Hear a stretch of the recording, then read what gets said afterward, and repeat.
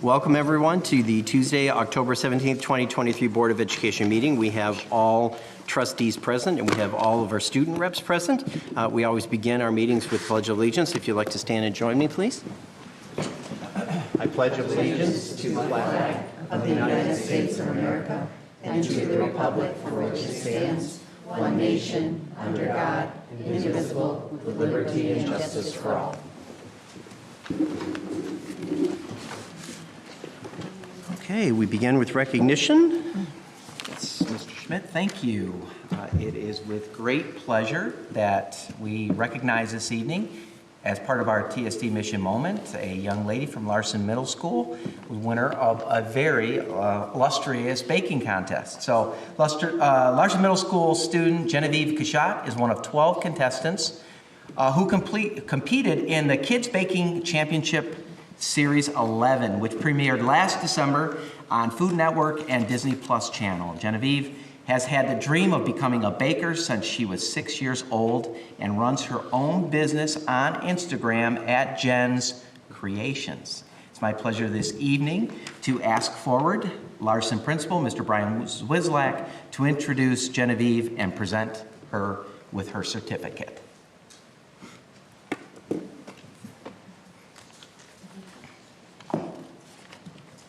Good evening. Good evening, all. Members of the Board of Education, Dr. Macheski, and members of the audience. I'm Brian Zwislak, proud principal of Larson Middle School. It is my pleasure to be here tonight, joined by Genevieve Cachat. Genevieve is a 7th grader at Larson, coming to us from Troy Union. She's an outstanding student who enjoys science, math, and orchestra. She's characterized by her teachers as highly motivated, hardworking, and delightful. They made note of her positive attitude, willingness to share ideas in class, and her focus and engagement. She truly embraces our 4 R's at Larson of responsibility, respect, resilience, and relationships. Beyond the classroom, Genevieve plays the violin in the orchestra, plays on the basketball team, and she hopes to play volleyball as well. Outside of school, Genevieve, as mentioned, has an extreme passion for baking. She told me a great story about how she started when she was only 3 years old, baking banana bread with her mother in the kitchen. Eventually, her mom would give her the green light to start cooking on or baking on her own when she was 5 years old. Wow. At 9 years old, like Dr. Macheski mentioned, her passion led her to starting her own business, Jen's Creations, creations with a K to go along with her last name, Cachat, where she makes desserts and cakes for her customers. Some of her top-selling macaron, did I say it right? Macaron flavors include sea salt caramel, tiramisu, and chocolate ganache. She also has some fan-favorite cookies, including brown butter chocolate chip, brown butter toffee, and her s'more flavors. Her baking passion also led her to that appearance on season 11 of the Food Network Kids Baking Championship. In that experience, Genevieve talked about her learning about time management and just having fun with the baking process, and those being the important aspects of the experience. Consequently, she earned that semi-finalist honors there. They came calling again for Kids Baking Championship blood curling bakes. Genevieve was tasked with creating a fault line cake. She created a chocolate cake with caramel cookie filling and vanilla buttercream. Her fault line design, she created a zombie coming out of the grave with fingers breaking open with the fault line. The flavor, design, and presentation wowed the judges, and her cake ended up being selected as the best fault line cake. For winning the competition, she earned a $10,000 Baker's Dream prize package that included baking tools and equipment. But she also inspired others like me by showcasing that spirit of our 4 R's for the entire world to see on the episode. Genevieve is so driven, and I can't wait to see where her passion takes her next. She hopes to eventually open up her own storefront and develop business aspects of her company. Maybe there are a few investors out there for you, Genevieve. Regardless of what happens, I'm so proud of her accomplishment and honored to be able to share this special experience with her because it's given me an opportunity to connect with her and her family. I know she's really excited for tonight's mission moment, so it's my pleasure to present Genevieve Cachat to you.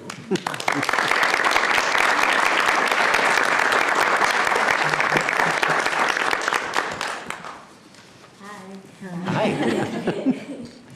So what was the application process like to get onto the show in the first place? Oh, good question. Honestly, I was like, I kind of forgot about it in the moment, and they like reached out to me, and I was like, oh my gosh, I might actually be able to go on the show. And for season 11, like when they put me on the show, it was just like you fill out the application, and they kind of like decide you with like everything that they've seen you do, and then like there was like hundreds of kids that were trying to get on. Surprisingly, I got on though. Where did you film at? So I filmed in Knoxville, Tennessee for season 11, and then in California, Burbank for the Halloween Blood Curdling Bakes. Wow. Yeah. What's your favorite recipe that you've baked so far? So my specialty is macarons, but I really, really enjoy making cookies because they're like a lot of fun and they're my favorite dessert. Good answer. So you must not sample while you bake because you're very trim. So what's something, what's the experience like when you're actually there?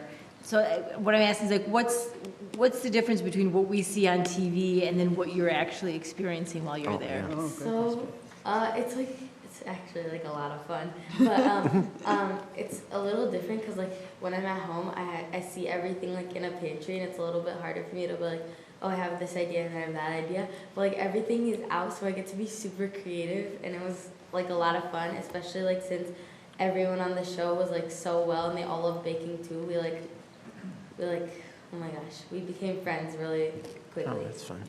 That's awesome. Well, Genevieve, we have a certificate for you if you want to join. It's not $10,000. No. $1,000. I think You want to Genevieve join has something for you guys. Dr. Wilson and Mr. Schmidt? Oh, she has one. Ah. I was going to make a joke and say, where are our samples? But Oh, she's back home. So, Mr. Smith, we should take a break.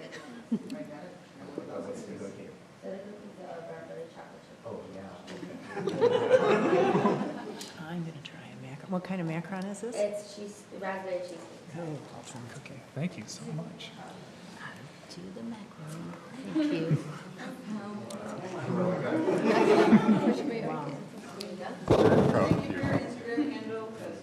Yes. Now we know where to order. Now we know where to order. Thank you. Which one will I like better? I haven't really tried the macarons because I'm allergic to macarons, but the cookies are really good. I'll try this one. I have one more like you. That's all they did. Whatever there. It's awesome.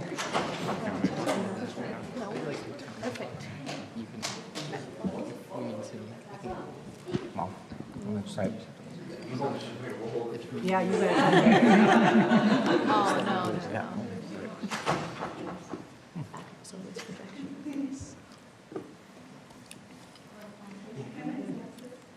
This is perfect.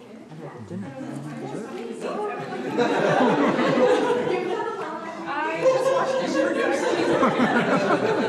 That's a lot of work.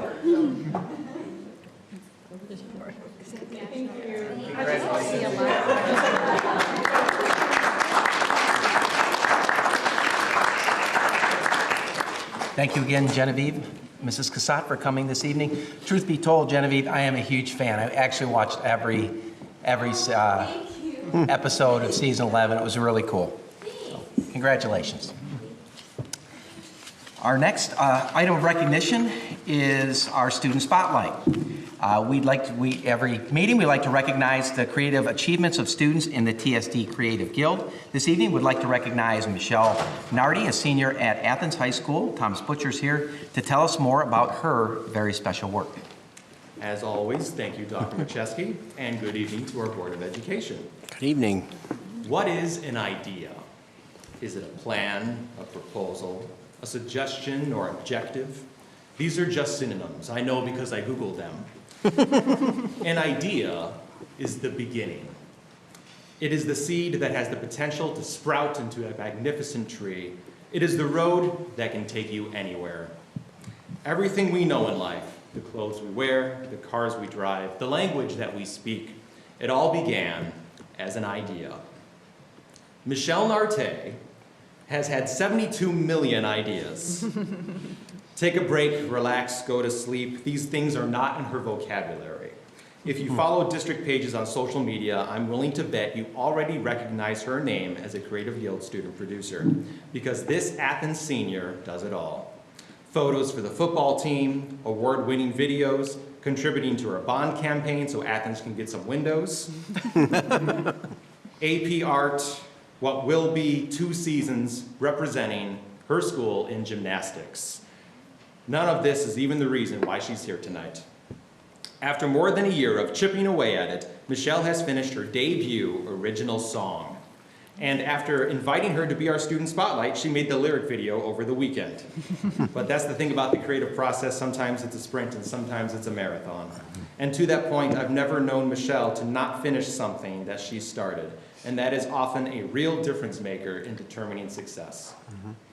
If you have never heard her sing before, you're about to become a fan. But get in line, because outside of her family, no one is as big a fan as I am. Her voice is so impressive, you almost don't notice the equally impressive songwriting with crazy 13ths and augmented chords. But first, just one more anecdote. A couple years ago, the Creative Guild was basically starting from scratch, and I was hiring a lot of new kids for the very first time. One day, Adam Burns walks into our studio and says, "Another student turned this in for you," and he throws a work permit at me. I pick it up, I look at it, and I say to myself, who's Michelle? She was not on my list, and maybe I shouldn't admit this, but who was I to say no at the time? I needed kids, so I hired her without ever meeting her. And as they say, the rest is history. Michelle has demonstrated her range. She continues to recruit more students to the Creative Guild than I do. And she is truly a great example of what every student in our district has the potential to be. This is the beginning, and it's a wide open road.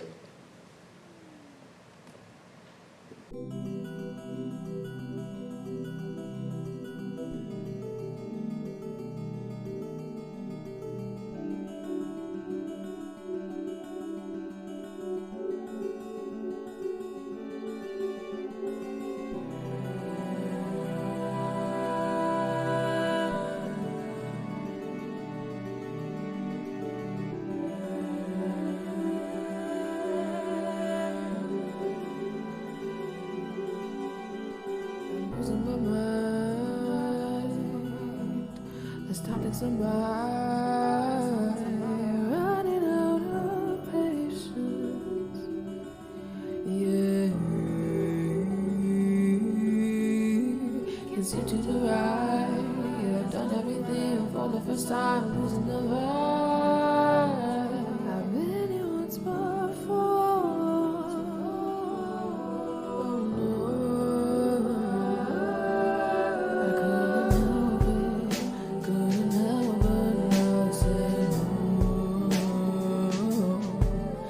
I can't help it, I can't help it anymore. I can't help it, no.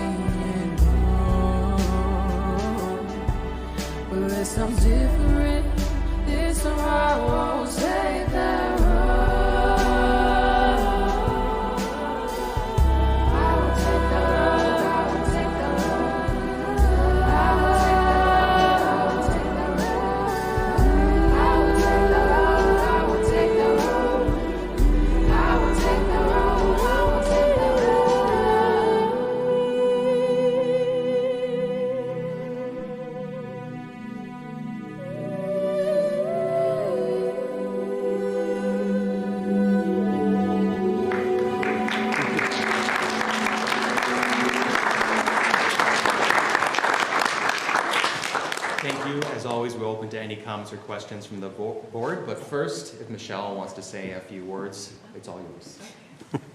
I just wanted to say I'm very grateful for the amazing opportunity to have something such as the Creative Guild, because this was only possible technically because of that, because of all the equipment that we have. And aside from photography and videography, I'm just very glad to be like a part of the projects that we've put together over the past few years.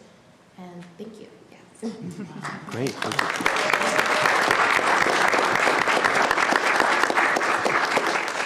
So who was your musical inspiration? I suck at answering questions like that. Like, it's really hard. I feel like I just listen to a lot of different artists, and being able to pull from different genres is something that I like to do because I can never really find one thing to stick to. So that's as my answer as big as my answer can get. Now I know what the judges on The Voice do, because I felt like I should be facing that way. I would have spun around and crashed that red button. You were that good, and you belong on The Voice. It was a beautiful song.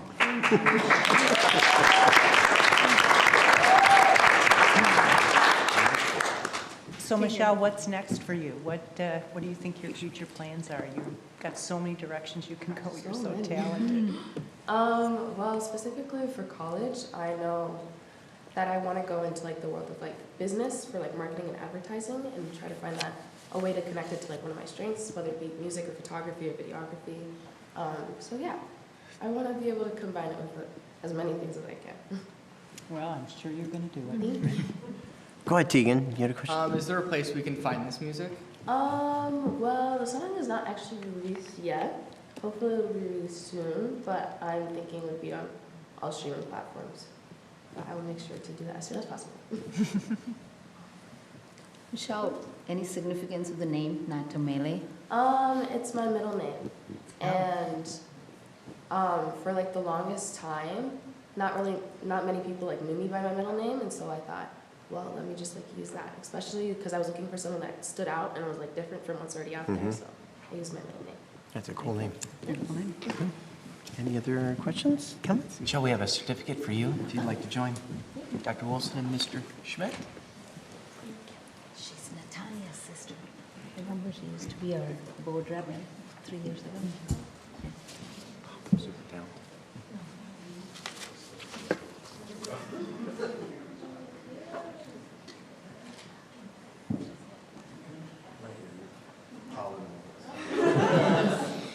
Talented kids. Very talented.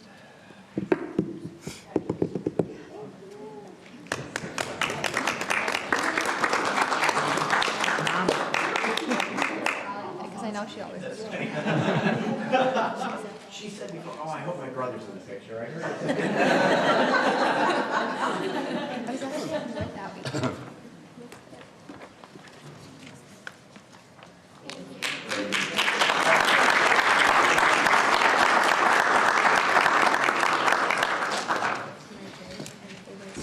Next, for recognition, annually we have the opportunity to recognize a significant number of students from across our school district for the National Merit, as National Merit semifinalists. Mrs. DiPilato, Assistant Superintendent for Secondary Instruction, is going to start this resolution this evening.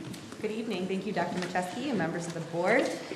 This year, more than 1 million students nationwide from some 21,000 high schools entered the National Merit Scholarship Program.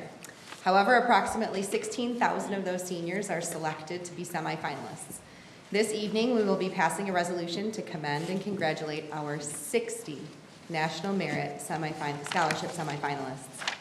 This is a remarkable number of semifinalists and a tribute to the staff and parents and the hard work of our students of the Troy School District.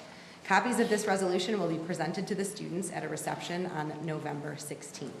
I'm going to share those 60 names with you, and I apologize ahead of time to those students whose names I may mispronounce, but it's important to recognize all of our students by reading their names. So, Rahim Basul, Vansh Baxi, Nadavita Sandrakant, Michael Chen, Shrivai Shanavi Charukuvada, Rakul Danbolu, Vedant Das, Rohan Gajula Gush, Kevin Hartwell, Max Hong, Michael Hong, Jeffrey Hung, Karen Jin, Siddharth Karthikeyan, Mehi Kavidia, Lasia Kohli, Supra Kuchibatla, Claire Lee, Stephen Lee, Brian Liu, Timothy Matthew, Brandon Mendoza, Siddharth Menon, Shreyas Merle, Vishnu Nair, Anish Nandamori, Sneha Nadwani, Huen Nguyen, Nishit Papu, Kush Parikh, Sruthi Reddy, Sanya Punya, Ismail Komer, Anish Rajam, Ishanya Sani, Somia Sakale, Akash Sadara, Anya Shah, Aksha Sharma, Karen Sharma, Sungat Shane, Ashmit Srivastava, Seung Jin Shin, Kanush Singh, Ananya Shari Raja Kulandundi, Nadish Srivatsavan, Ragra Subramaniam, Jack Svoboda, Sanjay Tilak, Janvi Tonge, Gautam Vital, Eric Wong, Claire Wu, Julia Wu, Daniel Xiao, Eula Shi, Nathan Zarieli, Alan Zhang, Matthew Zhao, and Edison Zhu.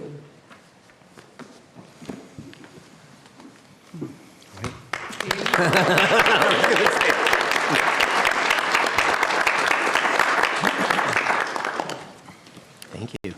And the resolution you have. Oh, the resolution, we have to do the rest. May I have a resolution, please? I'm sorry. Ms. Alish. Whereas the above-mentioned 60 students earn the prestigious honor of being among those selected nationwide as this year's National Merit Scholarship semifinalists, whereas student achievement is honored through the National Merit Scholarship semifinalists and finalist recognition programs, and whereas National Merit students reach semifinalist status by scoring in the top 1.5% of the National Preliminary Scholastic Aptitude Test, and earning comparable scores on the Scholastic Aptitude Test. Be it therefore resolved that the Troy School District Board of Education adopts this resolution in honor of the aforementioned Troy School District students for their selection as 2024 National Merit Scholarship semifinalists. Support. Thank you. Resolution by Ms. Alish, supported by Ms. Ane. Any comments or questions for him? Seeing none, all those in favor, please say yes. Yes. Yes, opposed say no. Thank you, resolution passes. Congratulations to all of them. They do us proud.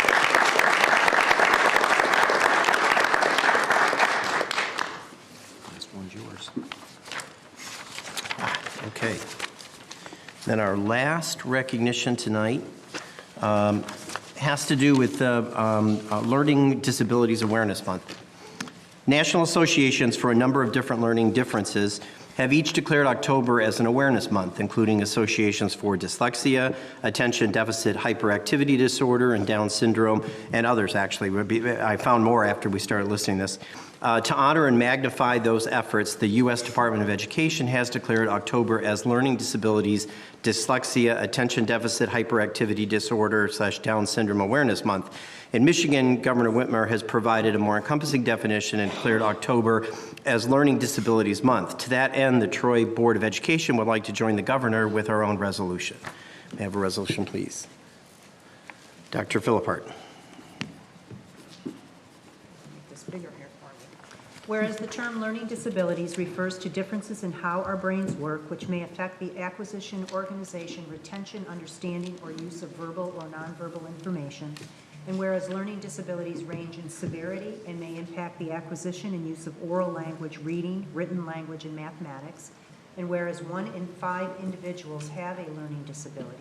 And whereas learning disabilities may coexist with other disabilities and conditions, and they can affect individuals regardless of race, gender, sexual orientation, or other intersecting factors. And whereas disabilities are a natural part of human diversity, but individuals with learning disabilities may face discrimination or marginalization based on their disability and other intersecting factors, and meaningful contributions to their community. Oops, I'm sorry. Whereas every person has strengths and learning disabilities should not keep individuals from realizing their full potential in school, at work or home, or as members of their families and their communities. And whereas specialized assessments and interventions involving home, school, community, and workplace settings can significantly enhance the quality of life for individuals with learning disabilities. And whereas by creating an environment with the appropriate supports and services, individuals with learning disabilities can achieve their goals, make meaningful contributions to their community, and participate fully in society. And whereas understanding and celebrating the unique abilities and perspectives of individuals with learning disabilities is essential to creating an inclusive society that embraces the strengths and the potential of all Michigan residents. And now therefore we, the Troy School District Board of Education, join Governor Gretchen Whitmer in commemorating October 2023 as Learning Disabilities Month in Michigan. Thank you. A resolution by Dr. Philippart, supported by Dr. Wilson. Any comments or questions about this resolution? Seeing none, all those in favor, please say yes. Yes. Yes. Opposed, say no. Thank you. Resolution passes. Okay, and that takes us to the end of recognition. We are going to take a quick 5-minute recess. If you're part of the celebrations at the beginning and you'd like to go enjoy the rest of your evening, you can do that. If you'd like to stay and enjoy the rest of the meeting, you could do that as well. But we'll give you a break here to step out if you'd like to. So we'll reconvene in about 5 minutes. We're going to plow on here. Do we have any additions and deletions? There are none this evening. All right, thank you. Public communication items on agenda items. I don't believe either one of those. This one's on dyslexia, so I suppose it could be. If you want to do it now. Well, we don't have. Okay. No, no, we'll do that at the end. Okay, so that moves us to the general consent agenda. The general consent agenda consists of A, the minutes of the September 5th, 2023 Board of Education meeting, B, the minutes of the September 5th, 2023 closed session meeting, C, the minutes of the September 5th, 2023 Board of Education workshop, D, minutes of the September 19th, 2023 Board of Education meeting, E, the treasurer's report from August of 2023, F, the TST bargaining team, and G, the server space update. Mr. Hoff, may I have a resolution, please? Be it therefore resolved that the Troy Board of Education takes action to approve items A, B, C, D, E, F, and G on the consent agenda. Support. And of course, supported by Mr. Hoff. Okay, I have a resolution by Mr. Hoff, supported by Mr. Hoff. Are there any questions or comments on the consent agenda? Seeing none, all those in favor, please say yes. Yes. Yes. Opposed, say no. Thank you. Resolution passes. Okay, that's item 5. Item 6 is personnel. Mr. Pagel. Mr. Pagel. Good evening. Dr. Chesky, Mr. Schmidt, members of the board. We continue to make progress in our staffing. A few positions that we have still outstanding. I bring to you for consideration tonight 2 social work candidates. You should have their resumes and information attached. They have a variety of experiences that they're bringing to us. So with that, it is recommended that the Board of Education approves the issuance of a probationary contract to the aforementioned social workers for the 23-24 school year. Okay, thank you. We're being asked to hire or support the hiring of 2 social workers. May I have a resolution, please? Mr. Haupt? Be it therefore resolved that the Board of Education takes action to approve the aforementioned personnel recommendations as stated above. Support. Thank you. I have a resolution by Mr. Haupt, supported by Ms. Alish. Any questions or comments? Seeing, Does this complete? Yeah, this Out was of the the highest. oh, that one I was, We yeah. are complete with social work services at this time, fully staffed with social work. We have a couple of teacher positions that are still outstanding. I think we're down to 3, and we continue to pursue those. And we anticipate progress here in the next month or so. And how are we covering those now? Those With experienced guest teachers, subs? yes. Okay, great, thank you. All those in favor, please say yes. Yes. Yes, opposed, say no. Thank you, resolution passes. Thank you all. Thank you, Mr. Pagel. Curriculum? There's none this evening? Thank you. That moves us to item 8, business. Mr. West? Good evening, Mr. West. Good evening, Mr. Schmidt, Dr. Machewski, members of the board. Tonight, we are pleased to present our annual audit. The board did have an opportunity to review this with our auditors at the October 3rd board workshop. And tonight, we have asked Clint Moran to come and provide the formal presentation to the community as well. So without further ado, we turn it over to the esteemed Donna Hanson and Michael Walsh, and they will present the annual audit. Great. Thank you. Welcome again. Well, thank you very much. Appreciate the opportunity to report on the audit results for the fiscal 23 school year. As Mr. West had just mentioned, we did cover these items in the board workshop 2 weeks ago. The numbers have not changed from the drafts that we covered to the final issuance of the reports that you have now. I will start off with highlighting some key items related to the audit. And it's all good news. We have issued an unmodified opinion on the basic financial statements. And we noted no internal control deficiencies in the internal control processes and procedures the district has in place. An unmodified opinion is the highest form of assurance that we can provide that your financial statements are free of material misstatement, are fairly presented, and can be relied upon by others. We have also issued an unmodified opinion on the federal programs audit. So there were 3 programs that were tested this year, 3 major programs: the Child Nutrition Cluster, the ESSER funds, or the ESF funds, and the Workforce Innovation and Opportunity Act Cluster, which is a significant number of grant dollars that come through. We noted no findings or question costs with regards to the grants. Good news. To note also, included in the audit work that we perform, we also test the bond and sinking fund compliance. So we test not only the dollars, but also compliance with the rules surrounding allowability of those costs, making sure the district's only spending dollars within what was approved in the ballot language, and also the bid testing involved in some other criteria that's tested. We noted no issues there. Also, we do assess kind of the district's processes and procedures around Budget Act compliance, the Michigan Budget Act. The district landed very close to budget this year. You're within less than $100,000 of budget for actual results, and that's on a $190 million budget, so that was very close. We do evaluate and disclose in one of the footnotes, note 3 of the district's financial statements, adherence to the Michigan Budget Act. A highlight that we're commenting on at all our school district audits this year is the non-recurring 147C2 allocation. This is, the state of Michigan has inserted $1 billion into the pension plan this year, and the mechanism of putting that into the pension plan is spreading it out as revenue to all the districts, and districts have to turn around and expense that money directly into the retirement system. As a result of that, it essentially inflates the district's revenue and expenditures, and it was about $1.9 million. So when you look at your revenues, you look at your expenditures, I think we're going to see an asterisk on our fiscal 23 years going forward when comparing year over year of every district in the state because of this. But it's just something to note, which is reflected in the revenue and expenditures in the financial statements.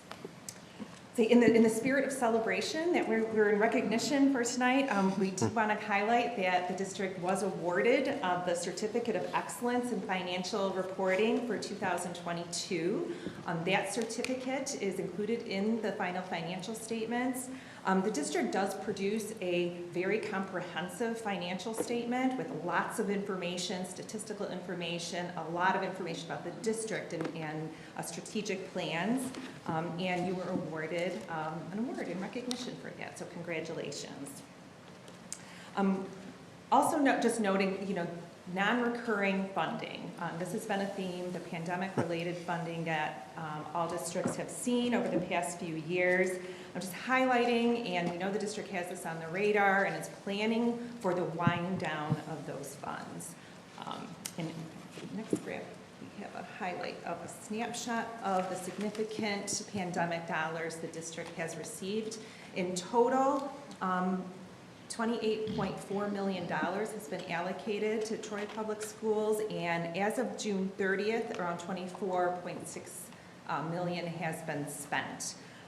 And as noted here, as you can see, the one grant that has a balance that is to be spent still is the 11T funds, the ESSER 3 11T, and there's about $3.8 million left. Troy has taken, the business office, budgeting has taken great care in how those dollars are utilized and the wind down of those dollars and planning for how those dollars are to be spent before the deadline, which is September 2024. I'm going to turn it over to Michael, who is going to touch on the highlights of the numbers in the financial statements. Thank you, Jana. So our first slide here, just to show that some of the numbers here, we look at the governmental funds of the district for the year ended June 30, 2023. The first two columns there, we see the general fund and the 2023 capital projects funds. Those are the two major funds of the district for this year. The general fund being the main operating fund, and the fund that we'll talk the most about on some later slides. The 2023 capital projects fund, that is new this year. That fund was created with the first series of bonds being received by the district that was voted on this past November. So within that fund, about $190 million of those proceeds were received, and then about $4.5 million were spent as for the year ended June 30, 2023. So ending fund balance in that fund is $188 million. The non-major funds, that last column over to the right, consists of the school district's special revenue funds, debt service funds, and then some of the other capital project funds, including the sinking fund and the 2019 capital projects fund. So the next few slides will focus mainly on the general fund. So this first slide shows general fund revenue for the district by source. Total revenue for the year was $189 million. The largest portion, that red bucket at 68%, comes from the state. That includes the foundation allowance, other categoricals, and then Donna highlighted that $9.1 million. So that's the one-time funding, but then you also receive your normal allotment of those 147C dollars. So that is also included $24.7 million in total. You'll see that as a revenue, and then I'll point that out as an expenditure for the general fund. The other buckets, we see local source revenue coming in at 21%. A lot of that is property taxes, and we'll highlight that on the next slide. And then the orange bucket there at about 5% is at the federal source revenue. As Donna mentioned, there's the Education Stabilization Fund, a lot of those ESSER dollars. There's about $5.5 million of that in that federal source bucket this year. So just looking at that same revenue pool on this next slide and breaking out the foundation allowance as well as property tax revenue. So the foundation allowance, some of that state revenue makes up about 45%. That's driven by your pupil membership or based on your enrollment, as well as the foundation allowance set by the state. And we'll talk a little bit about, you bookmark that for now because we'll talk about that on a later slide, those two inputs in that dollar amount. The orange bucket at 30% is other state and local source revenue, some of the categoricals, as well as some of that 147C money. The blue bucket is property taxes, and those are property taxes that are actually levied by the school district not the property taxes paid by the taxpayers that go through the state and then kind of filter down back to other districts. This is directly levied by the district. And that percentage is also a little bit higher than some other districts because the district is a hold harmless district.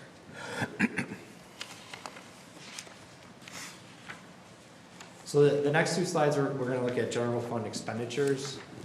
This first slide shows it by object, effectively looking at where the service or good that was provided by the dollar spent. For a school district providing a service run by employees, about 82% of that, or the largest piece of that, goes to salaries and employee benefits.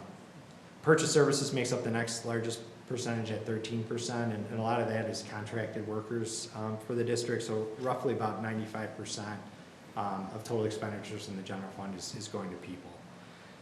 Included in that 82%, the salaries and employee benefits bucket is that $24.7 million for that 147C dollars. So again, we talked about it from the revenue side, and then that's where it runs through on an expenditure side. So kind of increasing your expenditure pool by $9.1 million for the one-time funding. So this next slide looks at that same expenditure pool of $189.4 million and breaks it out by function as defined by the state. So looking at it more from a departmental view. Direct instruction is the largest component at 66% of total expenditures. Just for comparison purposes, up at the top there, we highlight the Oakland County average for direct instruction for fiscal year 22 was about 60.3%. So Troy's about 6% higher than the Oakland County average based on last year. Indirect instruction comes in at the next largest bucket at about 13.6%. So roughly about 80% is going to instruction-related expenditures. The rest of the remaining departments here or functions are pretty consistent over the past few years from a percentage standpoint. So I won't go into great detail on those. So as I talked about on a previous slide, 45% of total revenue comes from the foundation allowance. So this next slide is meant to highlight the two inputs that go into determining what that dollar amount is. The bar graph shows the student population for purposes of funding over the past few years, and then the line graph there shows the foundation allowance that's set by the state. We start that orange column, we start in 2008, 2009. That's there for reference because that's right before a roughly $400 per pupil cut impacted all districts. And so as as we go over to the right here and over about a 12-year period, it took about 12 years roughly for that foundation allowance to exceed what it was in 2008, 2009. And that's not inflated or not adjusted for inflation. So just to give you a sense of it's roughly taking 12 years for that foundation allowance to get back to where it was during that period. We see some marginal increases in that foundation allowance over the past few years. And then also just commenting on the bar graphs here from an enrollment perspective. So I'd say pre-pandemic, Troy was relatively plateaued at about 13,000 students. In 2020, 2021, we see that super blend comment up at the top there, and that's effectively coming out of the pandemic with the state knowing that enrollment numbers were likely to decline. The state allowed districts to effectively use pre-pandemic enrollment levels to keep their enrollment numbers for funding purposes elevated. So in 2021, 22, that went away, and that's why you see that decrease from a foundation or pupil enrollment perspective.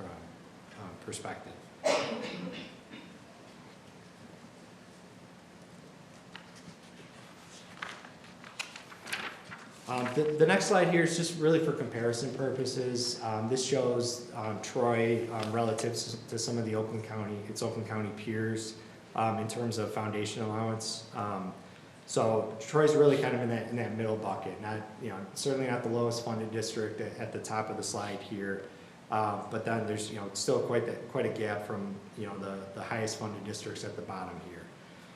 So just wanted to kind of highlight that and show that for comparison purposes, and what that increase was in that teal bucket there from the previous year. So kind of what this next slide is meant to just show kind of what all that means from a revenue expenditure standpoint. Here shows general fund balance over the last 10 years.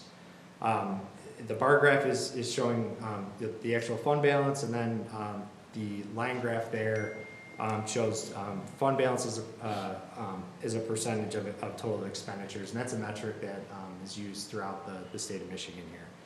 So specific to fund balance ended at about $32.6 million for the year ended June 30, 2023. And really the highlight here over the last 10 years is, there's been a lot of challenges that school districts have faced from a funding perspective, from an enrollment perspective. During that, I'd say during some periods of uncertainty, Troy's maintained a fund balance of $20 million or above during that period.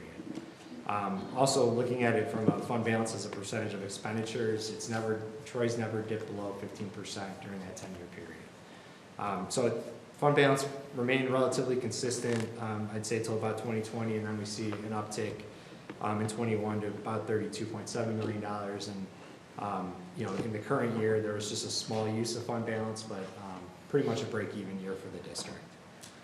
On the line graph, the one thing I wanted to highlight here is, fund balance has stayed relatively consistent over that 3-year period, but we see that line graph trending down a little bit is in terms of a percentage of total expenditure. So that's really driven by, we have these non-recurring or one-time expenditures. We have the 147C of $9.1 million. We have some of the COVID dollars. So that's really increasing your expenditure pool, which is driving that bar graph down a little bit, even though your fund balance is effectively staying the same. And for fiscal year 23, we'd expect that trend to see that trend statewide. So I'd imagine the average fund balance, or fund balance as a percentage of expenditures to decline in 23 once those numbers come in. So quickly, just to summarize, so overall, in terms of fund balance, we ended at $32.6 million, and we have a couple metrics here at the bottom that are common metrics that we look at for districts. As we talked about, fund balance as a percentage of total expenditures coming in at 17.22%. Just for reference, the statewide average last year was about 20.3%. As I mentioned, we probably expect to see that decline a little bit this year. So, that I'd expect a similar trend with what you see here at Troy. Weeks of operation come in at 9 weeks, and that's an important metric because as we mentioned, there's been some uncertainty in funding, and really one way to look at that is if your funding source is dried up for a period of time, how many weeks could the district operate based on its current fund balance? So it's roughly 9 weeks or 63 days. Again, for comparison purposes, the statewide average last year was about 10 weeks, but again, we probably expect to see that decrease in 23. So I'll pass it back to Donna to wrap up our presentation. Thank you. Just want to highlight positive results, unmodified opinions, and there is a lot of complexity in tracking and reporting and all the compliance requirements for the one-time funding that has come through.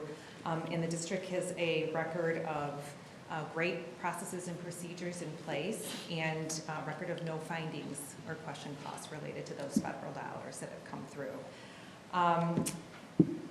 I do want to take a minute to recognize Candace Moynihan and Rick West and the entire business office for the work it takes in preparing for the audit and being ready, and then when our team comes in audits and the courtesy extended to the team. We really appreciate that. And I'm happy to answer any questions you might have. Good. Do we have questions? Go ahead, Mr. Huff. I'm going back to slide number 3, if you don't mind. I would like to get your definition or expand upon ESSER 1, ESSER 2, ESSER 2 equal, and the equal minus 11T. That may be confusing to our general public who is paying this. What does all of this mean? So the different grants are correlate with the different legislation that was passed through the pandemic in support of schools. ESSER dollars were earmarked specifically for public education and higher ed as well. And so each of those grants, ESSER 1, ESSER 2 state was a supplement from the state, and ESSER 3, 11T, a lot. Each of those are different grants with different allowability, different requirements. They had to be tracked separately and carefully planned for and spent and budgeted for. And that was kind of the challenge with all schools in handling these federal dollars. And they are tracked separately because of those separate requirements. So the ESSER 3 equal minus 11T, there's about a $4,000 difference. Million. Or $4 million. It's $4 in- million. What, I'll leave it different. No, It's stated in thousands, so. yeah, right, but what causes that disparity?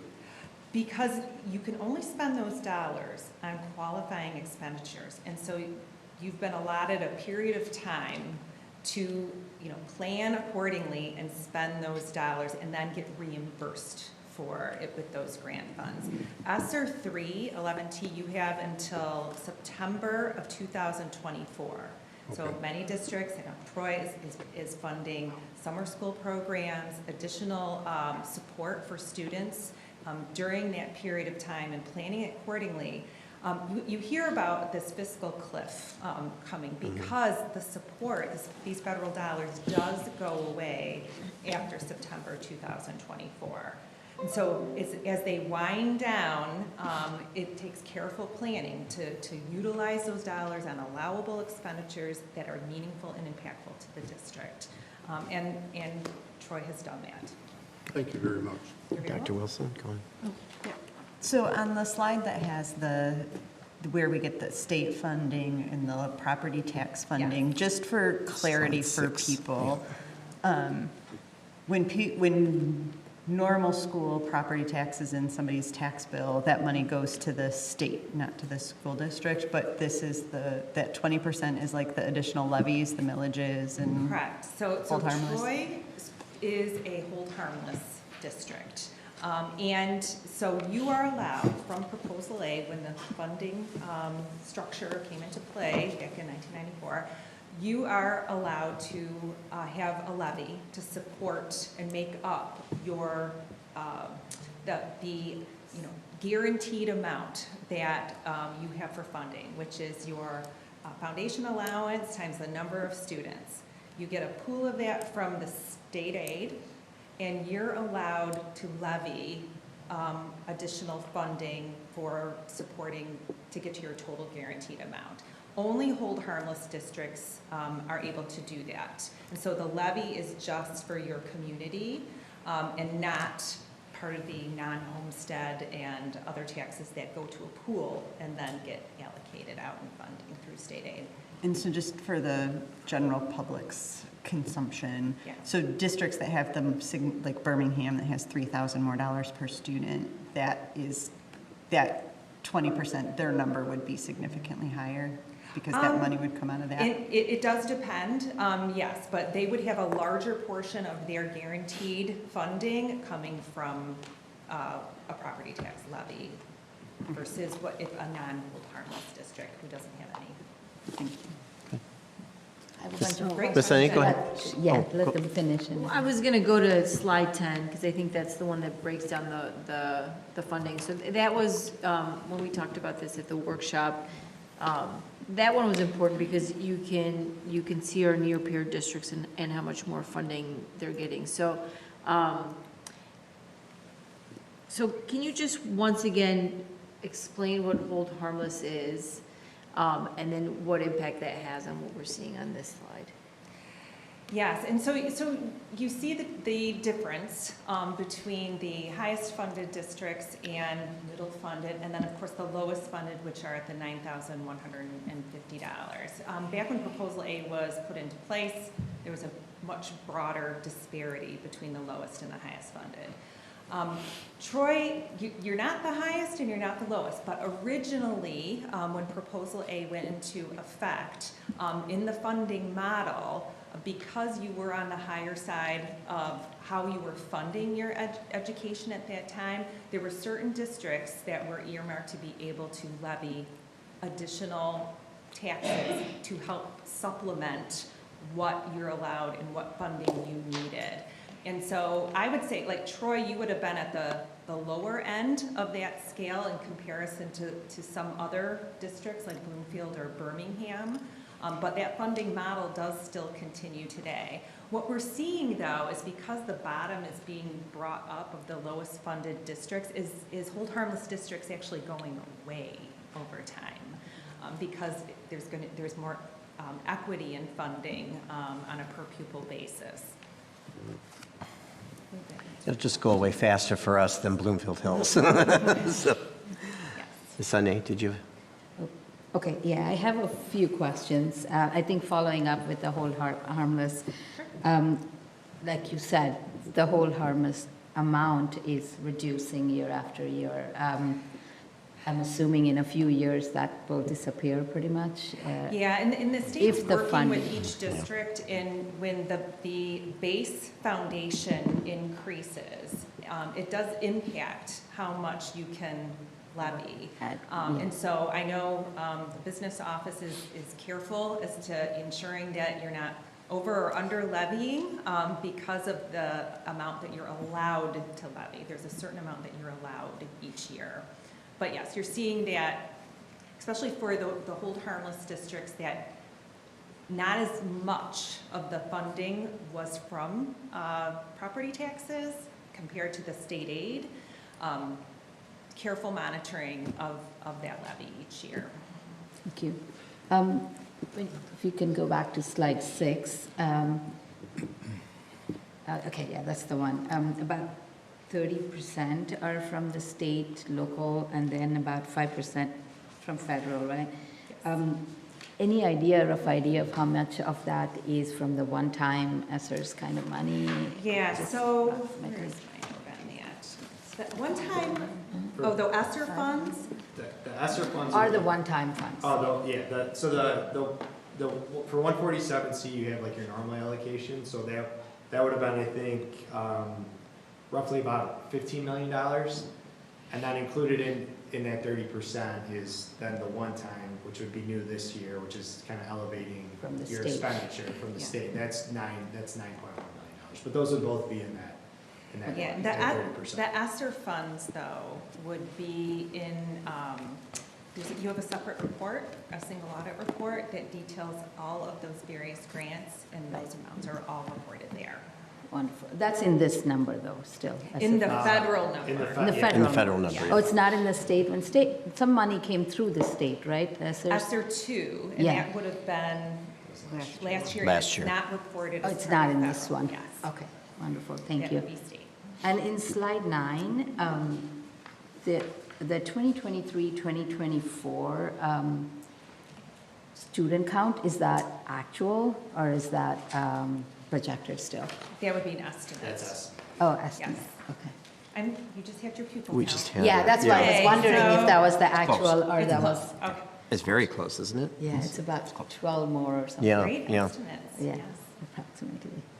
Okay, and slide 11, last one that I had. The last 3 columns, the 2021, 22, 23, the large bump, Yes. mostly because of the one time, I assume. Do we have a slide that kind of takes away that one time to see where we stand? I'm not sure if that's probably in the plan, in the budgeting going forward. We are consistently seeing, that support and funding impacting fund balance for just similar to how it's impacted the district. What's difficult is managing now the winding down of those grants and managing use of potentially fund balance to smooth out and manage your cost structure so that you are moving on without this federal support.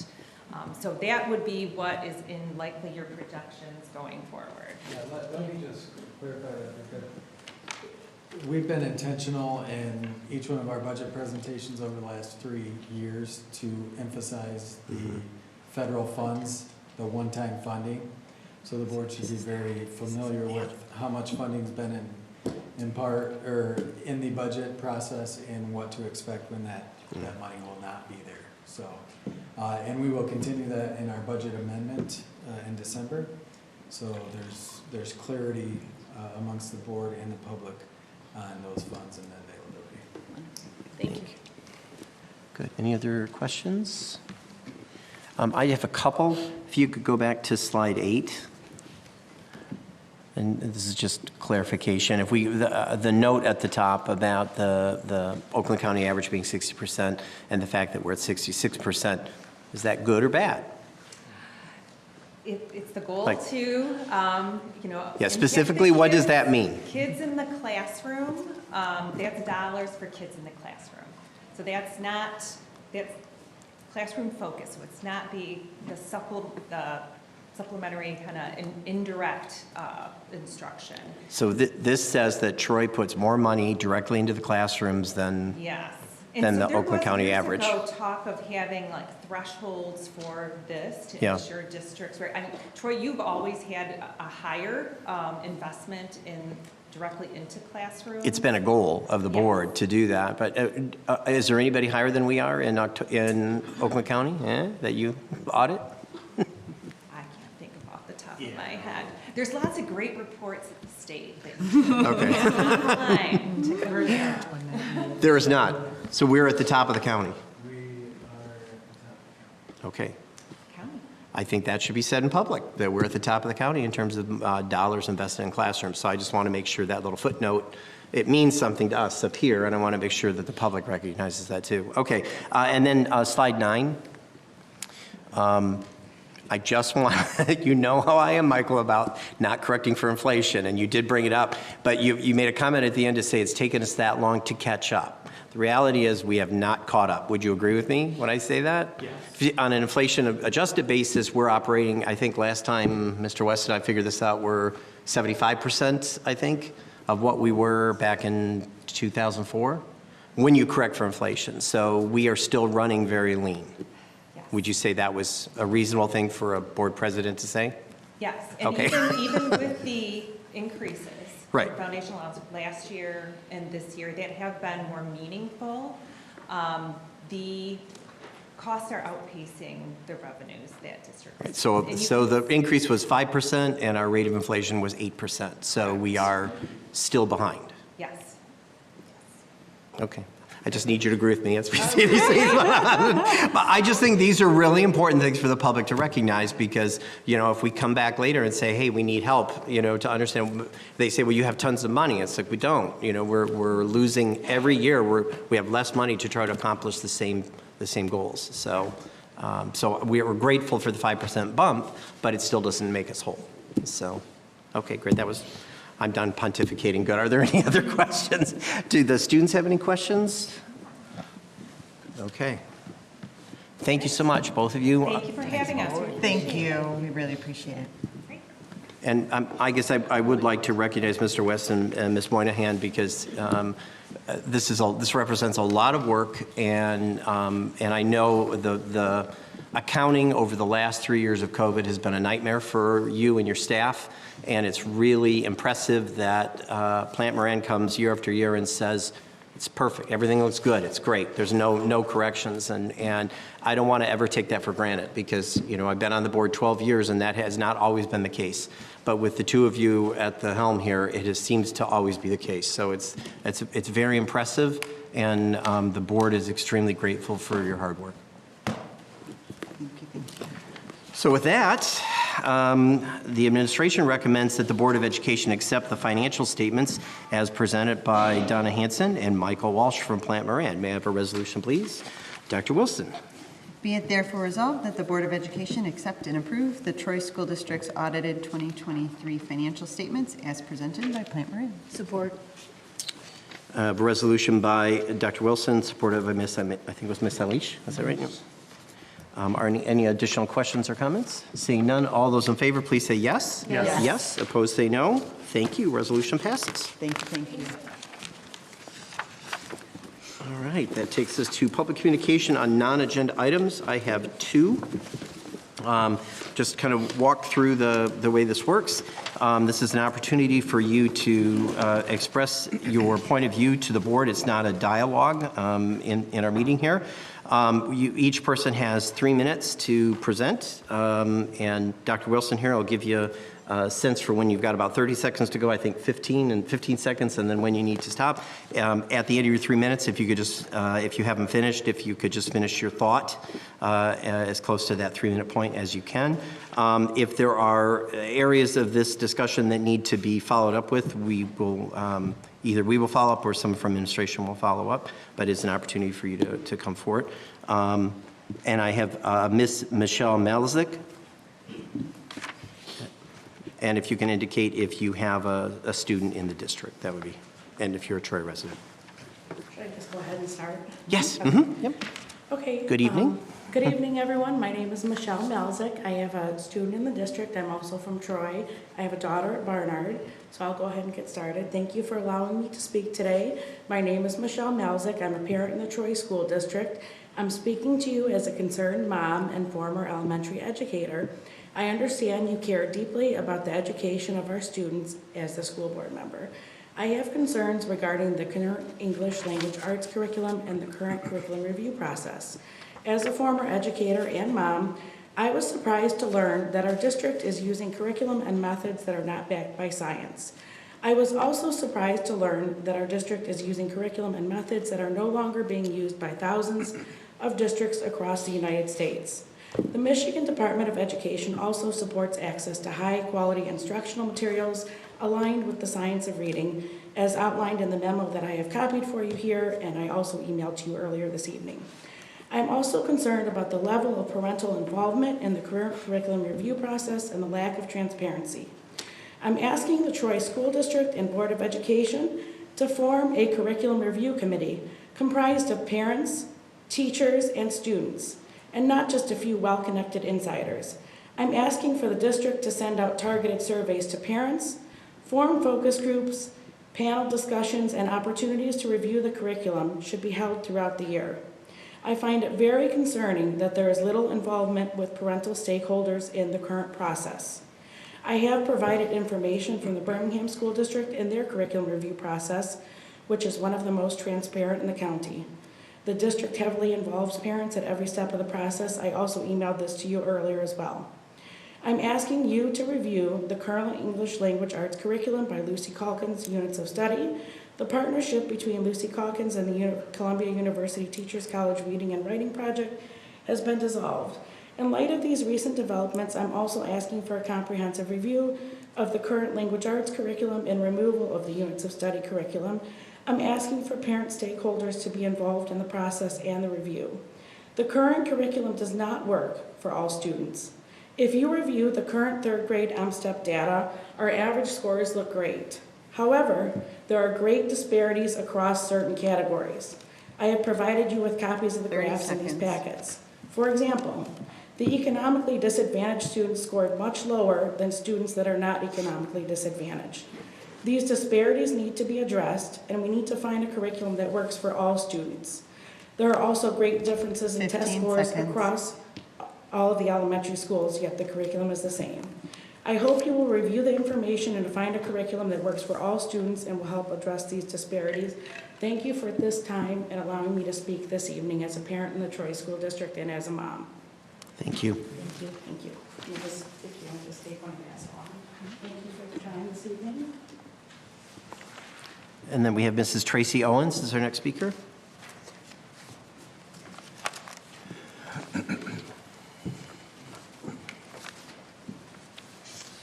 Hi, I have 3 children in Good the evening. school district. 2 weeks ago, I came to the board workshop and presented you all with a resolution asking for you to make October Dyslexia Awareness Month. I didn't have much hope that you would actually place this on the agenda, as some of you and some administrators in the district seem to believe dyslexia is not a real diagnosis. Unfortunately, you did not place it on the agenda, but instead put up a resolution to make October Learning Disabilities Awareness Month. As a parent of a child with dyslexia and a child with autism, I believe an awareness for all disabilities is very important.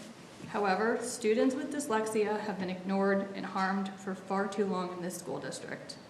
I also asked the State Board of Education member if she would put a similar resolution to the Michigan State Board of Education, and last Tuesday, October 10th, the State Board of Education voted unanimously on a resolution to recognize October 2023 as Dyslexia Awareness Month.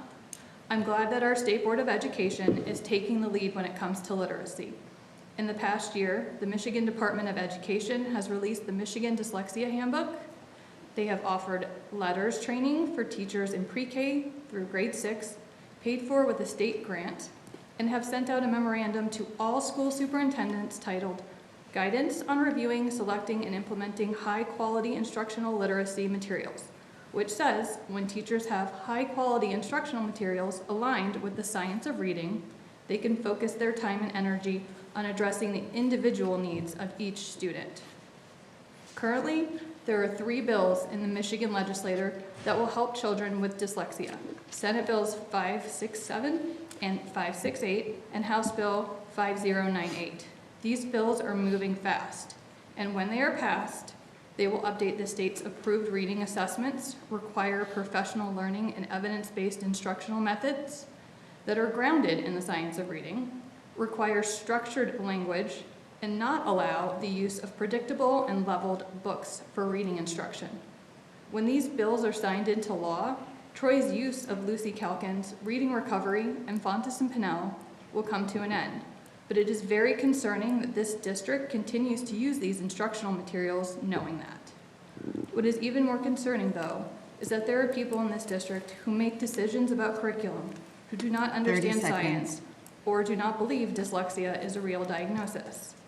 If the proof you are sending out to support your continued use of this curriculum states the retiring of the word dyslexia is long overdue, I would suggest that your retirement is actually what's long overdue, because it is crucial that this school district embraces the changes the state is making regarding literacy, instruction, and the prolonged resistance only puts this district and students at risk of falling behind instead of being a leader in the state of Michigan. Thank you. All right, that takes us to other. We move to our students. Marlene, you want to start? Find out what's going on at Athens.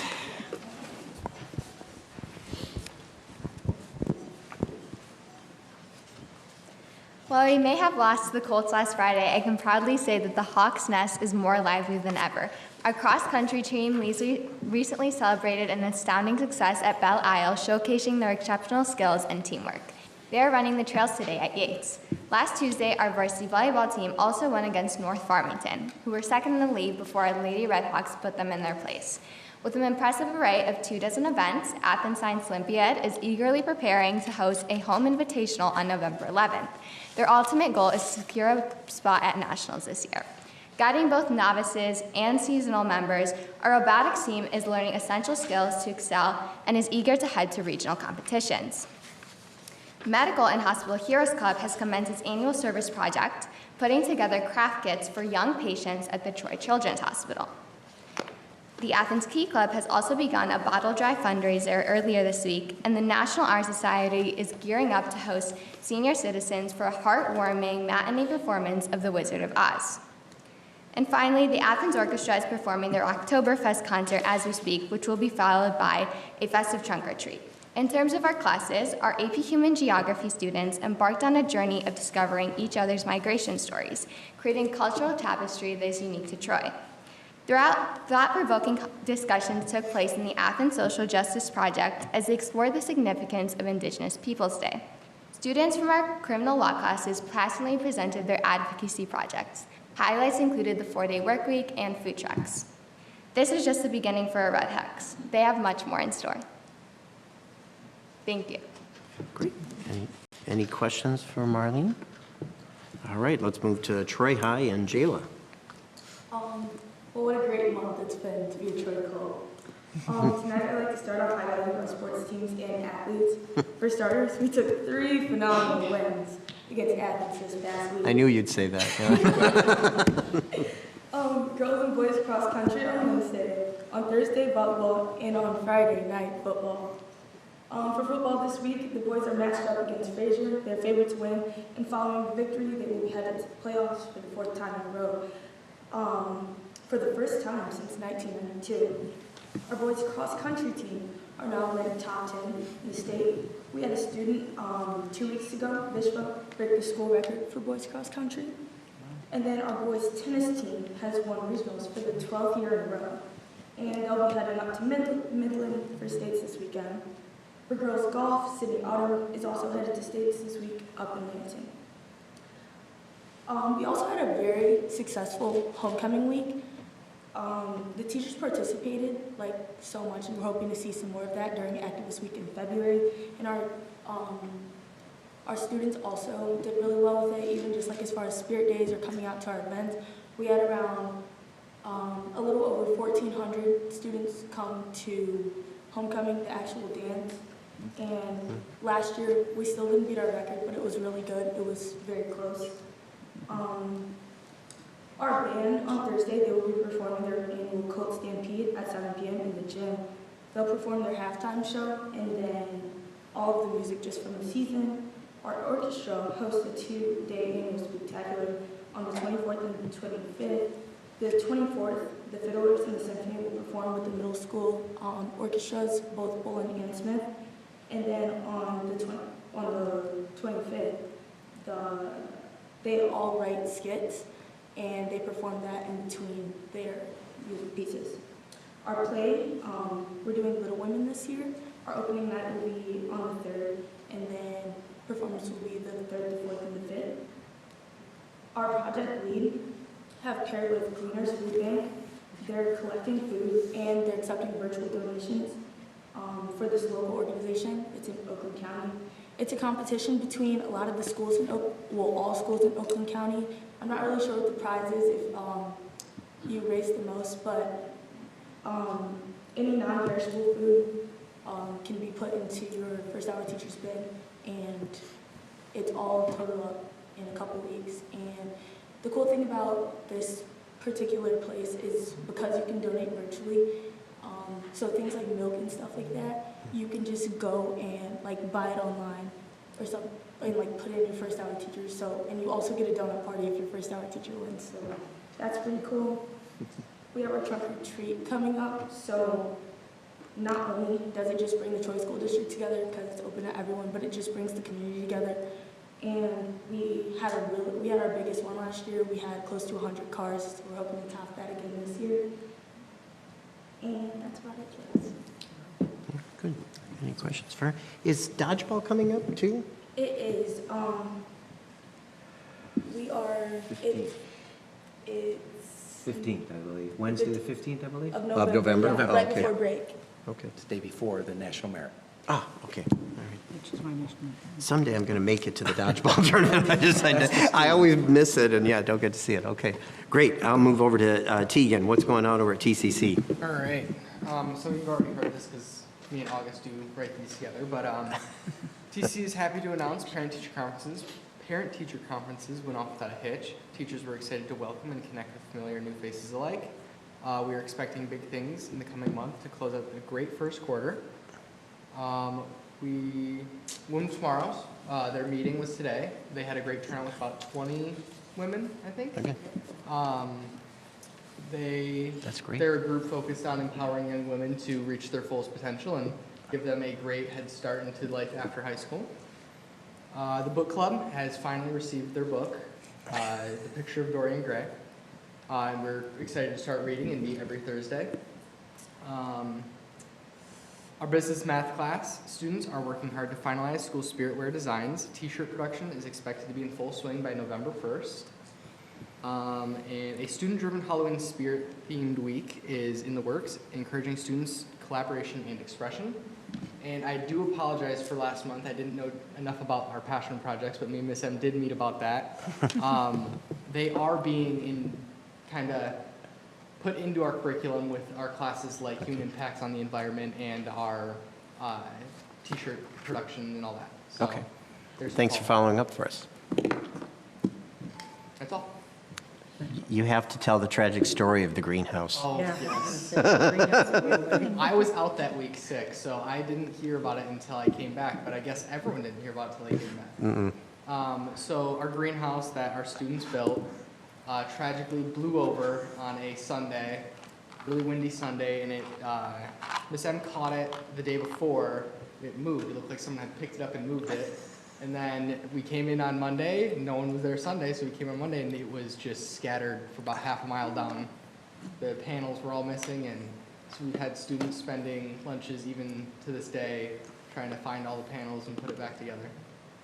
Is it back together or is it still in construction or reconstruction? I don't know if any permanent damage happens to it, but I know they are still looking for some of the panels. But it's back up standing right. It's just some of the roof panels are. Oh, have we figured out how to anchor it so it doesn't leave us That again? is the conversation that we're talking about right now for that class is we can't bolt it into the pavement. Asphalt. We can just get some sandbags, weigh it down, maybe build a frame from our wood shop class. So Okay. we're throwing out ideas as. Okay.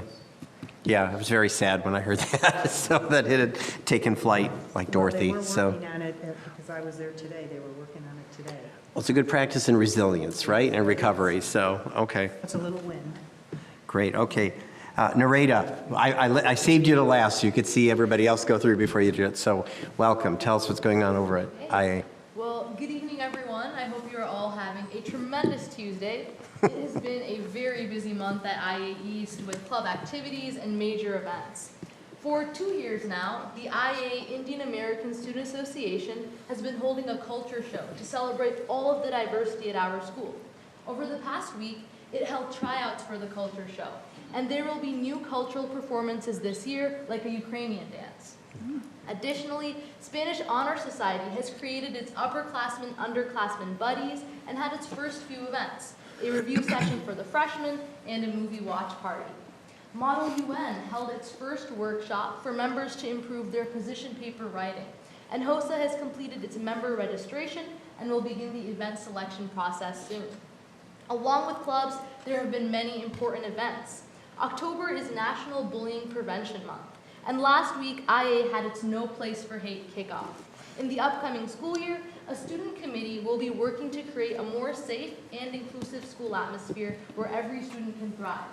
A big goal of this committee is for IA to achieve the official No Place for Hate title. To add on, Fall Olympics took place on October 6th, and House Somnimus won the Phoenix Cup. House Somnimus is one of the 6 social houses we have at IA, which are very similar to the Harry Potter houses. One purpose of our house system is to foster intergrade bonding, and we received a lot of positive feedback from both students and teachers regarding this topic after Olympics. Last week was also our IA East homecoming with the theme of Haunted Hoko because it was on Friday the 13th. The highlight of the night was a balloon drop of over 400 balloons, something that had never been done before but will hopefully be the start of a new tradition. Lastly, tomorrow juniors will be taking the PSAT. This year, IA had 17 National Merit semifinalists, and we are looking forward to how our current juniors will score. Powder Puff will also be happening this week on Friday. I think the juniors will win, but I may be a little bit biased. Maybe. For Powder Puff Spirit Week, Monday was my personal favorite, anything but a backpack day. Today was Jersey Day Jamboree. Tomorrow will be PJ Day, followed by the classic Throwback Thursday. And Friday will be Team Color Day, where everyone will hopefully wear blue and silver to support the juniors. And that is all I have of what's happening at IA. Thank you. All right, great. Any questions? Oh, So how does the school now like these new houses instead of grade level Olympics? Used to happen before. Yeah, so when I was a freshman, that's when we had first gotten like the social house system. Before then, it was Olympics and all the school events were done by grades. Yeah. And the seniors would always win. So that's why, I would say even our current seniors are a little bit salty because they don't have things done by grade and they don't get to win senior year. But I think that as the years have gone by, the teachers, the students, everyone is becoming more accepting of our social house system. As we mentioned, this Olympics was really successful. So many students came up to me and were like, Marita, I think this is really working. Like, I got to meet this freshman or this sophomore. You really get to meet people and do fun things that you may have not gotten to do before. Like, I know I met like these super cool freshmen that I probably wouldn't have met otherwise. So I think it's really successful, and in the future years it'll also be more successful. You mean they're cool freshmen, not all juniors? Yeah, super cool freshmen. I've never heard that term before, so yeah. Well, I mean, we have the house system, right? So Right. we got to find out, but yeah. Tegan, you're going to jump in? How do you guys choose who goes in what house? Oh, so There's a sorting hat. so I have put that idea out there. I think that would be super cool. I've also put in the idea to have like Quidditch as like an Olympic event. Oh, I'm dear. also a really big Harry Potter fan though. We can tell. The way the sorting happens is really not so cool. I think it's basically based on your freshman lit class. So whoever's in your lit class is also like going to be in your house, and it's also cool because every other day you'll get to meet with your house as freshmen and really like bond with them, and then that relationship kind of grows throughout the 4 years. But that is how you're put into houses. I think even if we could make it seem like a sorting hat, it would be cool. But I'll put it in again this year. All right, good. Thank you. Yeah. So PSAT, they've got Googles. Is that why they were able to do PSAT there? Chrome. Because don't we have, or Chrome? Yeah, that's what I mean, Chromebooks. They have a mix of devices, and they also have 100 of our iPads that are over there ready to support in case things happen tomorrow there. But they were not on the iOS 17. That's what I was going to say. iOS 17 puts us off for everybody else until what date? We are going the 24th and the 25th. 24th, okay, all right. Tuesday and Thursday. It's here for technology. That's right. So IA East is going to show us the way and use all their devices and have a very successful day. That's right, okay, great. Okay, Nancy, anything you want to share? You know, just a comment that, you know, between looking at, you know, Genevieve for our mission moment and Michelle for our student spotlight, and then, you know, honoring our merit semifinalists, and then hearing our wonderful students talk about the things that are going on in your schools, I tell you, our students are amazing, and, you know, I'm just so happy that you have an opportunity, you know, to really get involved in the things that you're passionate about, you know, as well as pursuing, you know, your academic education, but also, you know, between the sports and the arts and your passion projects and so on. So just congratulations to our students. Great. Matt? Yeah, so Dr. Wilson and I went to Manufacturing Day at Troy High a few weeks ago, and it was really great to see all the enthusiasm surrounding the event. There was a lot of speakers. They were all very passionate about manufacturing and what resources were being brought to Troy High, and the students were just very grateful for the curriculum that we were giving them, the cool 3D printing and other tools that we were seeing. So I'm just really I'm grateful to see that, just because we're in an area that relies so heavily on engineering and manufacturing. So it's great to have give those opportunities to those students. So, and I also like to point out that it's National Principal Month as well. So I know Troy is kind of showcasing pictures on Facebook of all our principals. There's a lot of great comments going out. So I just want to thank all the principals for all their hard work and dedication to their teachers, staff, and students. So. Great. Patel? I do not have anything to add. Okay. I just have a few things. One, because it goes along with tonight's presentation, but I get asked a lot by people, you know, what are my impressions and how things have been going since I've been on the board. And the one thing that I tell people, there's things that I didn't appreciate as much and didn't really think about. And one of it is, you know, how important it is to have a top-notch finance team. We're here to educate, but we can't do that unless we have high-level professionals in these really important functions. So I do want to comment on that, because I do actually talk about it with people a lot. You know, and even something like us being 100,000 within budget of $190 million budget, that's significant. You know, we have districts that next door who have missed budgets by $14, $17 million a year. Yeah. So, you know, that's a really important function to make sure that everything else we're trying to do is working. On a fun note, I attended both homecomings this year. I was throwing out candy. So that was a lot of fun to be able to interact with families and students in a happy type environment. And then we also, last week, we had an opportunity to do some classroom visits. We were able to see some of the new math curriculum at the elementary and middle school level. And I was really impressed with the student engagement that I saw with the new curriculum. So we had the opportunity to visit a 5th grade classroom and then also an 8th grade, a Math 8 classroom. And so that was really nice to see how that new implementation is going. Great. Gary? Shifting gears a little bit, coming up on Saturday, October 28th, is National Prescription Drug Take-Back Day. The Community Coalition and the Troy Police Department recognize this national effort to keep our community safe from unused and/or expired prescription medication. That is both for people and for pets that you might have not used completely, that is in your closet. So they ask that you remove all the pills from the original containers, place them in a Ziploc bag, and drop them off there. It's in the lobby of the police department. There's a contraption, it looks like an old mailbox receptacle that's painted white.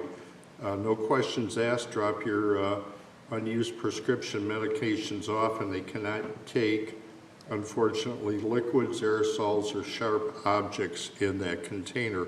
But it's important to remove unused prescriptions, take them out of the hands of unsuspecting youth or experimenters. The prescription drugs are there for a reason, but if you're not using them, by all means, or if they're expired, get rid of them and put them out of the house. Great. Nicole?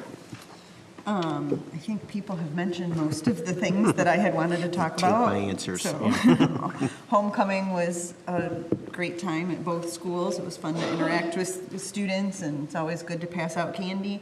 As Mr. Hopp said, SME Day was fantastic. I enjoyed seeing the classrooms, seeing the new furniture. That's very fun. I'm very grateful for our principals as well. The only thing that I had on my notes that no one has talked about yet is the theater. I know that both of our high school reps talked about the upcoming plays, but also I just want to make sure people know that the TSD Theater YouTube channel, so like the orchestra concerts and cabaret concerts and things like that, if you're unable to attend them, you still can go back and watch them. And so these students do a phenomenal job. And so just utilize the district's YouTube channel for TSD Theaters if you want to get a glimpse of some of our fantastic musicians and performers, because I know sometimes it's hard to get to all the performances, but it's an opportunity to highlight so much of the fine arts talent in the district. Okay, great. Dr. Macheski? Just a couple of things, most of which is already, again, as mentioned, mentioned by our students and or board members, but did want to make mention of the fact that starting beginning of October, I had the opportunity to begin with Mrs. Montante, Steve Pilato, as well as Mrs. Grief for our fall update. So for the community, for those of you that have not, where we've not presented, we're actually just getting started. So majority of buildings, both from a staff perspective as well as PTO perspective, we've not had a chance to yet be there. I would encourage the community, if you wish to come out, please do so. We're hitting a couple of really important topics, budget, enrollment, and so forth, which was mentioned this evening, talking a little bit about that. Our bond update, which is really important, as well as our Portrait of a Learner work that this board was involved with last spring. We finalized that work and we're sharing that with the community. I do want to make mention to the community that our 23 bond, remember last year at this time we were ramping up to the November election, and just very thankful that this community supported that bond initiative. We have already begun that work in earnest. We are in the process of planning spending of that first series, $190 million, 4 key areas. two that involve specific, mostly our elementaries over the course of the next 2 summers, summer 24 and summer 25. We will totally redo all elementary playgrounds, as well as we'll have furniture in all elementary buildings, as well as Baker and IA East are a part of that current pilot. So those are 2 really important projects. Every one of our elementaries will be impacted over the course of the next 2 summers. The other 2 areas that are really important, high-profile areas, our athletic areas at both Troy High and Athens will be impacted already starting this spring with work being done. More significant amount of work being done at Troy High because of the work we're planning at Athens, and we're hitting Troy High pretty hard this coming spring. We'll start this spring in preparation for the fall of 24. Some of that work will take a little bit longer, but we're going to expedite that as quickly as possible. And then lastly, probably the most exciting piece is the design of our new Smith Middle School. We will have renderings available to the community. If you have a chance to come out to our fall update, as well as soon there will be renderings and updates on our website. But we're excited for the board around January-ish time frame to take action on bids for Smith Middle School. We are on schedule for a spring 24 groundbreaking at Smith and a fall 26 opening of the new Smith Middle School. So thanks to everyone who's been involved in that process, Mr. West, Mr. DiPilato, our partners at TMP, as well as Barton Mallow and so forth, have been instrumental, as well as our administrative teams and many staff and community that have been involved in helping provide input for that particular project. It's going to be a real great asset to the Troy community as we look forward. The only other thing I wanted to mention that at last we saw, I believe that Athens, we're at district play for soccer this evening. Athens, Troy High, won 4-0 over Ferndale, 4-1, and then Athens is up 3-0 at half against the number 1 rated team in the state, Berkeley. So we hope they can hold on in the second half. If they do so, we will see a Troy Athens district final on 7 o'clock on Thursday. Thursday at 7 o'clock at Berkeley. They can hold on. All right, that was it. Great. I'm going to riff off your comments about Smith because for those of you who have not seen the plans, they're really exciting. I can't wait to see this building come to life. And I will tell you that in talking to anyone who's been involved in the planning process, I've had nothing but high praise for the process and for input. And I'll tell you from a board perspective, our initial round when we were able to see some of the plans, I really appreciate that TMP listened and made alterations based on what we offered. I know we used TMP for the preschool, and they were also excellent then, but it's nice to see a partner like that is engaged and recognizing the needs of the community. So can't wait to see those final plans as they get advertised. But I do want to just comment about the Troy High athletic field improvements too, because although that's a lot smaller in scope, I think they're very exciting changes for the campus at Troy High, and I think it's really going to transform the athletic fields for all of our kids at Troy High. And it sounds like it's happening just in time, because in addition to the work happening at Athens, we'll have Smith is going to lose their field because we're going to be building a new school on it. So we're going to be relying on Troy High to help our Smith kids with field and track for the time of construction. And actually it's several years, because we won't be able to give them their fields back until after improvements are done at Larson and Bullen Park, because we'll be using both of those Smith buildings for a number of years. So anyway, there are 2 very exciting things there. Homecoming was a blast. 1,000 pieces of candy went out of this hand, so I'll be talking to Mr. West about a repetitive stress injury claim from throwing candy, but it's to Amina's point, it's just a blast. All those little faces at the side of the road throwing candy at them, that's a blast. And then I wanted to circle back on the math and furniture for those of you that weren't able to attend. it was very interesting on a more global level too. Like looking at the curriculum was cool. In the 8th grade room, I saw evidence of MTSS where I had 2 advanced students that completed the task, and the teacher had immediately said, okay, here's another challenge, go for that. So they were not sitting around waiting, they were working on the next task. So it was nice to see that happening because it was something that we promised would happen. So I appreciated that when we were in the classroom.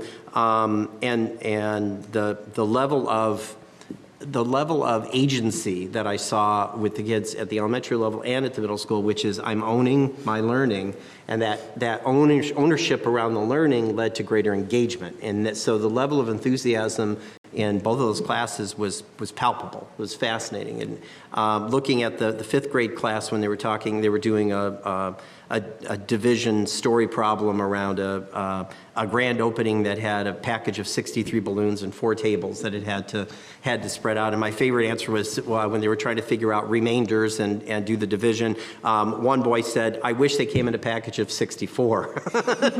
And we wouldn't have to worry about this. But even that, I was like, good, you're thinking about this as a real function as you go through. So a lot of really fun moments there. The other thing is we did step into an ELA class in Baker Middle School that's piloting the new furniture. And they have rearranged that room multiple times. The last time the room was rearranged, the teacher had the students discuss the furniture and how they wanted to change it. And as I went through the room and talked to different kids, it was fascinating to have them explain what they had recommended that they move and why it made the classroom better.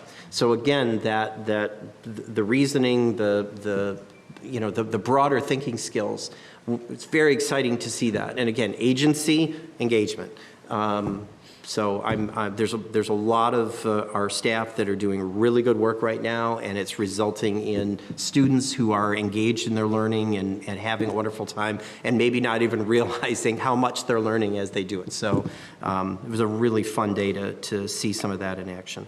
So, and then, do you want to just say here? You said. I just want knowing that we're in the awareness of a conflict between 2 different ethnic people groups that have family members in our community. We just want to show our support to people who both have an Israeli and a Palestinian heritage, and know that you are supported and welcome in this space.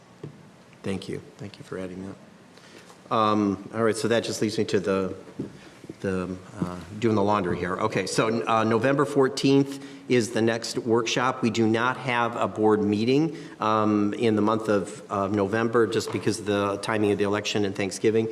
So our next board meeting will be in December, so we'll actually have 2 workshops before we have our next board meeting. So our next board meeting is November 14th at Central Office at 6 p.m. And then when is the December? Workshop is December 5th. December 5th is the next. And then the 12th. The 5th is a workshop. December 5th is a workshop. December 12th would be the final board meeting of the year. Right. Correct. Okay. All right, and I think, Ms. Holmes, did I forget anything? Okay, we can dismiss class. So, okay, all right. I think we're all set. We're The November adjourned. 14th, are we going to have a special meeting as well? 6 o'clock, we'll start the special meeting, correct? Yes. Yeah, that starts with a special, yeah, correct. Okay, I think we're set. Thank you. Thank you, everyone.